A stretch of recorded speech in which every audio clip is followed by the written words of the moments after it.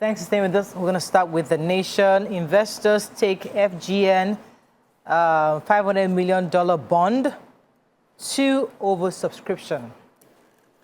What APC will discuss at NEC meeting by party, excuse me, 48 die in Niger tanker fire as double multiple crashes kill one in Lagos.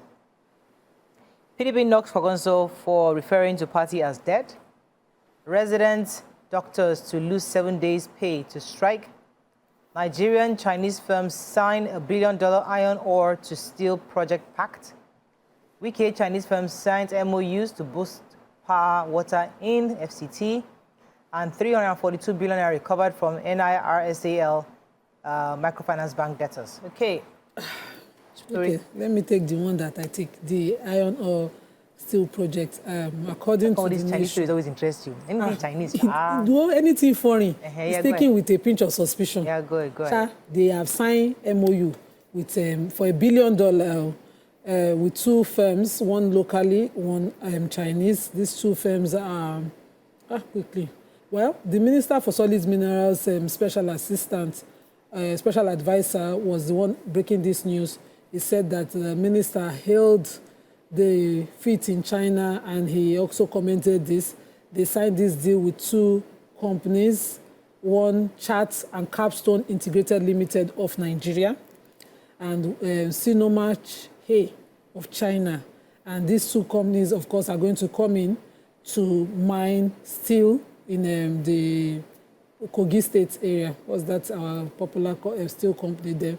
Also, they've also put in a policy called they reverse the policy, pit support policy, where you just mine, head to the port and export.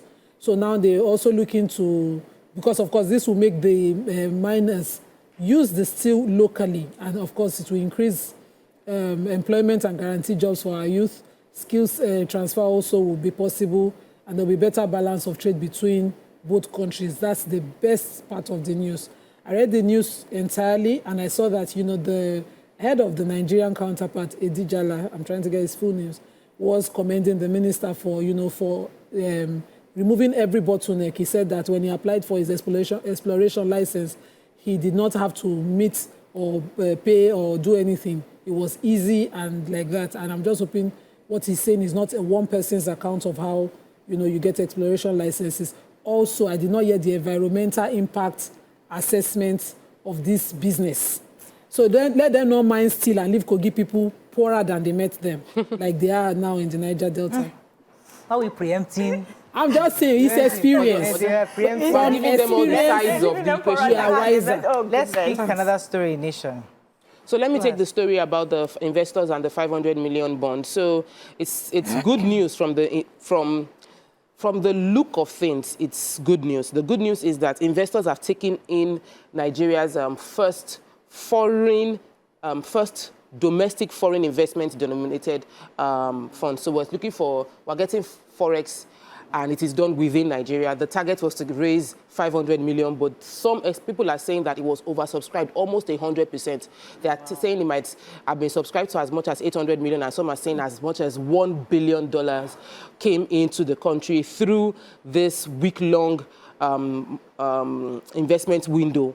Some of the people that got to subscribe include, according to their breakdown, they had local investors, we had diaspora community. They said the appetite showed that people were really interested, and it shows the confidence that the investors market has in Nigerian government right now.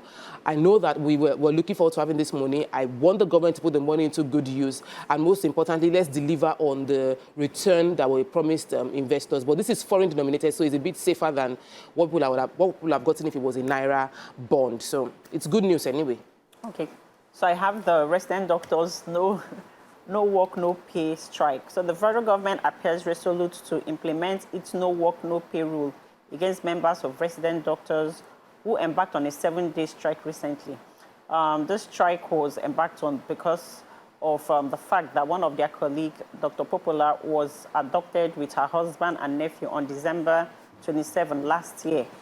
Regardless of the fact that her husband has been released this past March, Her nephew is still in captivity. That's a really long time to be holding someone. I hope the person is still alive. Anyway, she's a doctor, yes. So she's a doctor at the National Eye Center in Kaduna.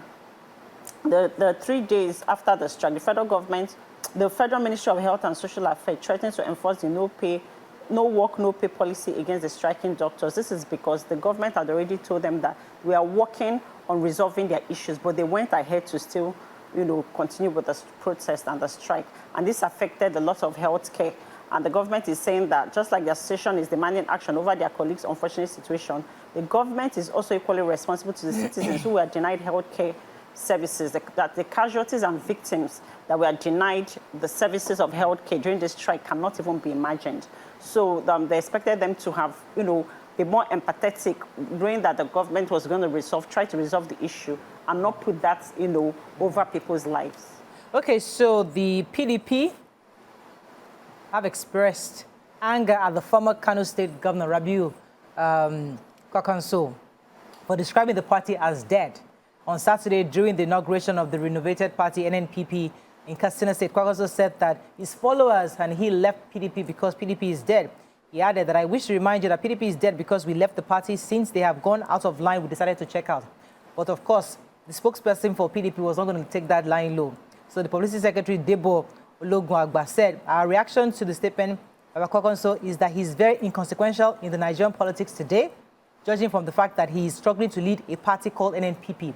That NNPP only has one state, and how he doesn't understand how he can call a party that has 13 governors, many senators, many members of the House of Representatives, control of several states, House of Assembly, and strong presence in the local government as dead. So, and they even called him failed politician. Moving on now to the Punch. Marketers plan petrol import as NNPCL Dangote talks drag. Strike asks to government panel to meet Wednesday. Group sues Lagos over $100 million Dangote land deal. Obaseki's ego caused rift with Oshiomhole, this APC. Excuse me. 48 passengers, 50 cows killed in Niger tanker fire. Europe-bound cocaine consignment intercepted in sanitary pads. Articles 8 LP and NNPP differ on merger plan. And over 1,000 soldiers resigned from army in 4 years, says report. Let's take one story for the break. Okay, so the 1,000 soldiers, according to this Punch report, over 1,800 soldiers, 1,008 soldiers have resigned from the Nigerian army in 4 years. And they took a breakdown of it. In August this year, 196 soldiers resigned. In 2002, a total of 261 soldiers resigned. In 2021, 127 resigned. And in 2020, 365 soldiers resigned. Now, these are soldiers that are not within, they have not reached their retirement age, nor have they completed their mandatory year of service. But, they read the disengagement letter, and they said, in accordance with the provisions of the reference A and B of the Chief of Army Staff, Vide reference C, approved the voluntary discharge of the above-named soldiers and 195 others listed in Annex A. So simply allowing them to go. Reacting to this, the director of the Army Public Relations, Major General Oyama Nwachukwu, said that the Nigerian Army was not by conscription, so it was a voluntary thing, they are allowed to go. But it worries me. I think if they are properly motivated, because in the report also they said some of them are resigning due to health reasons. So when a soldier gets injured on the field, should they just resign? Is there a package for them? I would have loved more details on, whether they are properly motivated. Yeah. All right, let's go on a very short break. When we come back, we continue with our review. Stay with us. We'll be right back.